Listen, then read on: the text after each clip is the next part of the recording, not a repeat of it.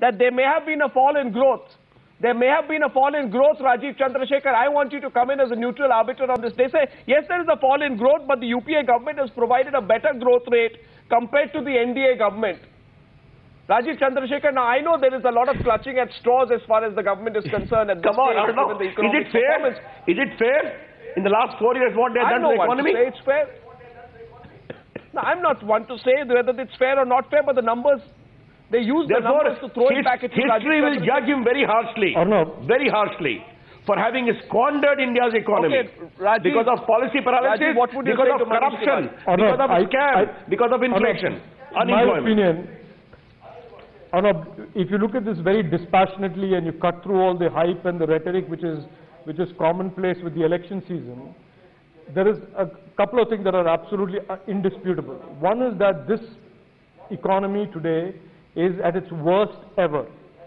Now, you can argue, and Mr. Chidambaram can argue, that it is not worse than last year, and therefore it is bottoming out. But is this government leaving the budget, is government leaving the economy in good shape for the next government? Absolutely no. In 2004, the government inherited an economy that was strong, robust, fiscally extremely strong, because there was something called the Fiscal Responsibility and Budget Management Bill in place. This government came out and repealed that bill. And we have seen for 10 years, and most recently in the last 5 years, a profligacy of the kind that we have never seen, and we have the chickens that are coming home to roost today. So, notwithstanding all the data and the statistical illusions and delusions that are being cast in the budget, one thing is for sure, that we are at the bottom in terms of where the economy is. Now, there can be a tenuous argument made that it hasn't gotten worse compared to last year. But that is it. There cannot be any argument that this is a robust economy. Yeah. Why this benchmarking with last year, Manish Tiwari? Why this benchmarking with last year? Is it because you felt you had fallen to the lowest point that you could have? Well, I think, Mr. Goswami, now that you've given all your panelists a chance and each of them has taken his pot shot, allow me to answer all of it one by one. First of all, to Mr. Sitaram Yechury's point about a contraction in expenditure. You know, I would have wished that if Mr. Sitaram Yechury would have read the central plan and the state plans together, and he would have found that insofar as flagship programs are concerned, there has not been any contraction in expenditure. Each flagship program, in terms of both its central and state component, is fully funded. Number two, to come to Mr. Arun Jaitley's point, unfortunately he is not here, that in 2004, investors were looking at India, and in 2014, investors have run away. If that is the case, how did $175 billion of FDI come into India in the last 4 years? The third point, that if the Indian economy was not being looked at by investors favorably, how is it that Indian exports between 2004 and 2014 went up from almost 2 lakh crores to 16 lakh crores? Now, coming to Mr. Derek O'Brien's point about the finance minister. No, allow me to complete. Allow me to complete. You know, his point about the finance minister not being interested in presenting the vote on account. I think, though it is speculous and frivolous, but the fact is that the finance minister was trying to have calm and order in the House, so that whatever he was reading out was audible not only to the members but to the country at large. Insofar as Mr. Ravi Shankar Prasad is concerned, of course, you know, he's gone across the board in terms of firing all 6 cylinders. I'm answering each of them one by one. You know, he said that, you know, they bequeathed to the UPA a very buoyant economy. May I ask him that between 1998 and 2004, is it not a fact that the average growth rate was only 5.8%? Is it not a fact that between 2004 and 2009, the average growth rate was 8.6%? Is it not a fact that despite a global economic meltdown and a Eurozone crisis, the economy performed at 6.6%? No, Mr. Tiwari, you're saying you're not answering his question. I'm answering all the questions. Repeat his question to you. I'm answering all the questions. On GST, he says... on GST, and Ravi Shankar Prasad also went up there. On the goods and service tax, the finance minister.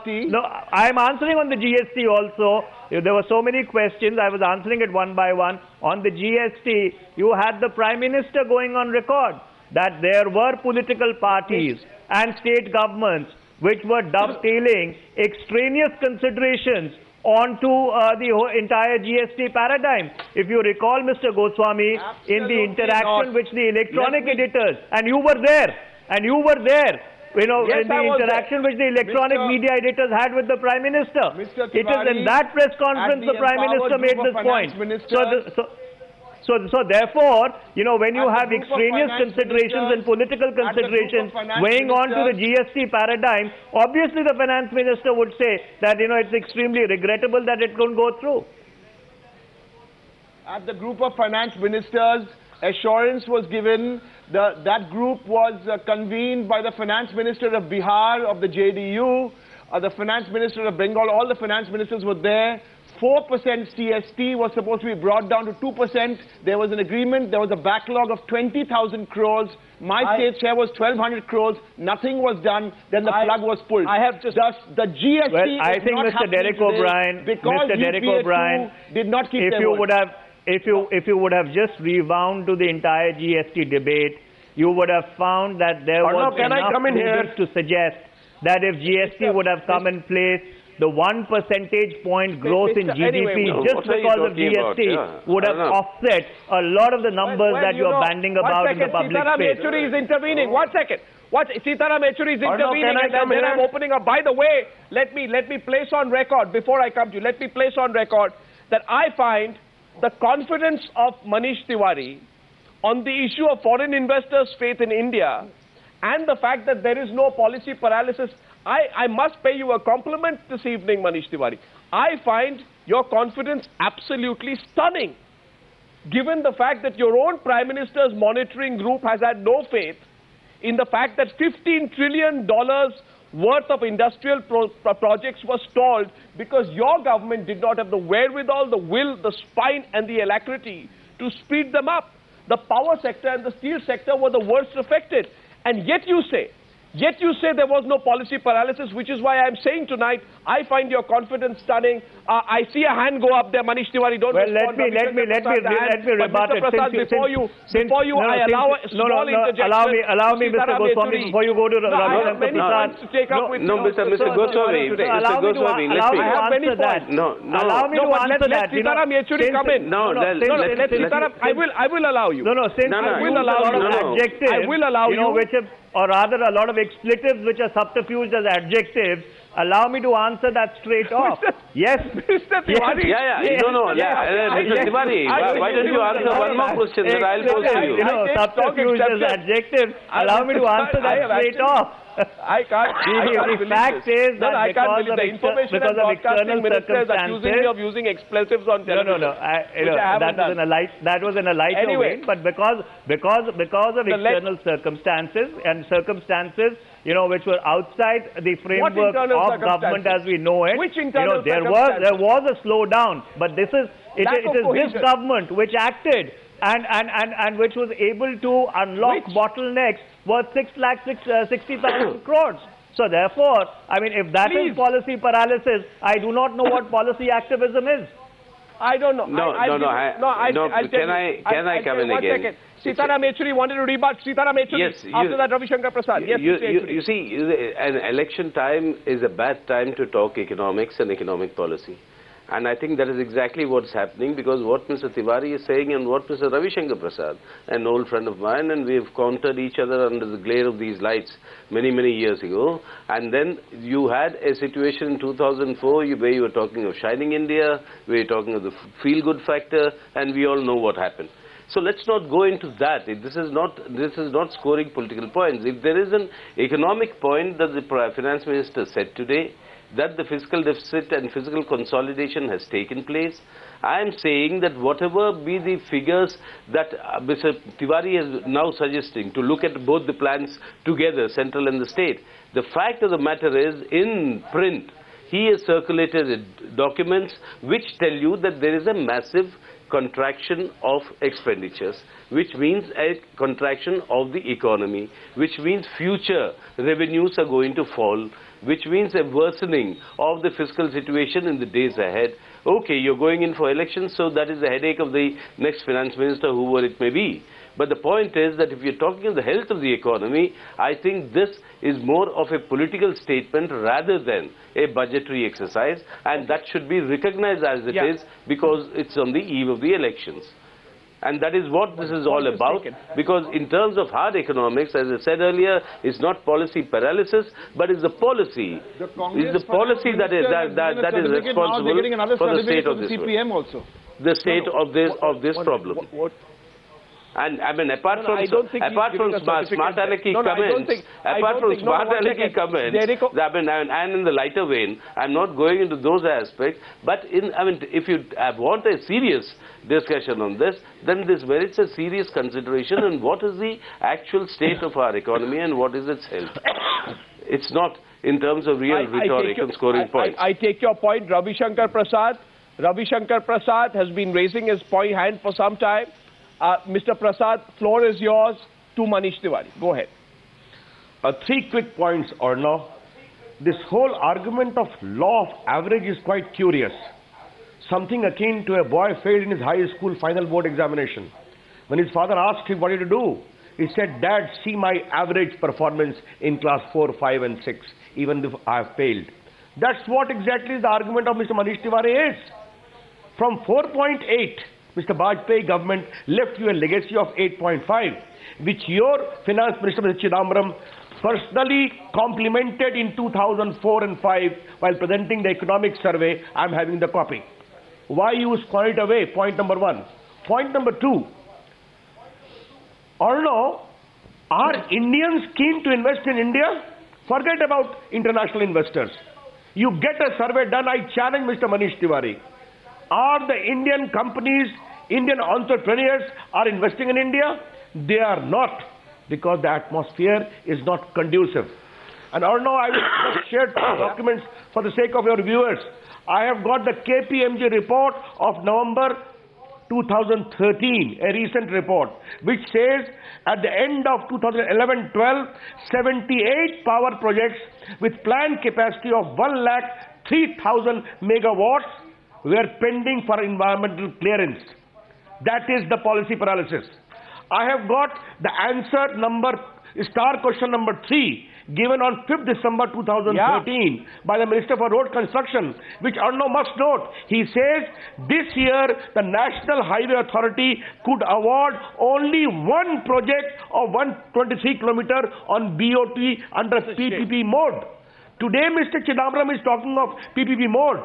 And for the last 1 year, because of corruption, indecision, policy paralysis, only one project could be awarded. It's a shame. That is the real issue. It's a shame. Mr. Tiwari, your minister is staying on the floor of the House.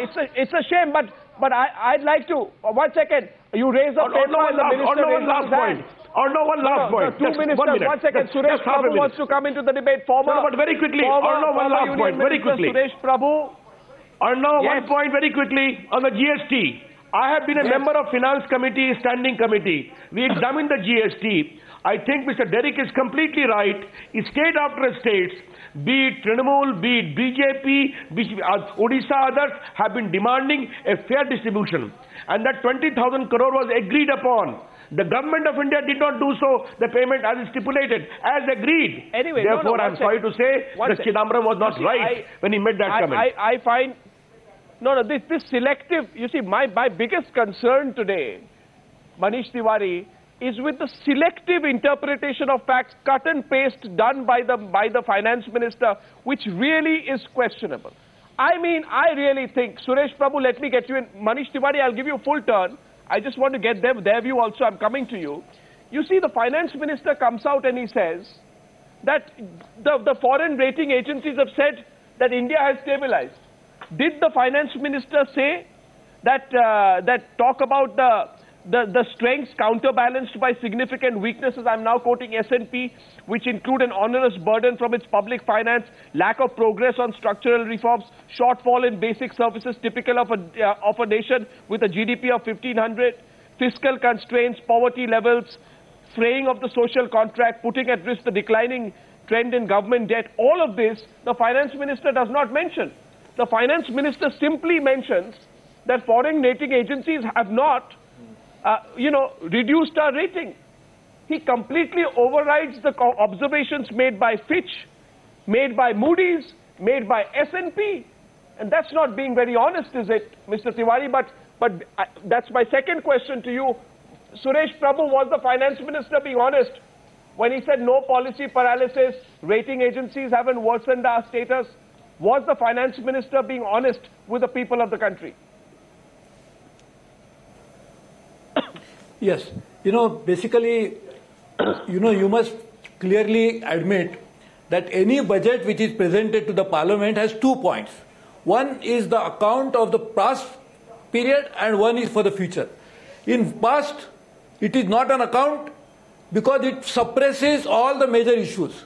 At least 2.5% of the GDP should have been, the fiscal deficit should have been higher by 2.5% of GDP if all the expenditure accountable to this period would have been accounted in this period.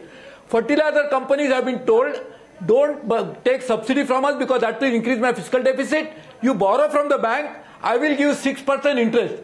Fertilizer companies have gone to the court saying that if you are forced to borrow because it's a fertilizer subsidy which is my entitlement, then why I am asked to bear the remainder cost of the interest. But this is one part. The secondly, so many off-balance sheet items which should have been accounted in the books of account for this period, then probably the fiscal deficit would have been much higher. So it is not an account. It is only for vote. So it's not vote on account, it is only for vote and no account.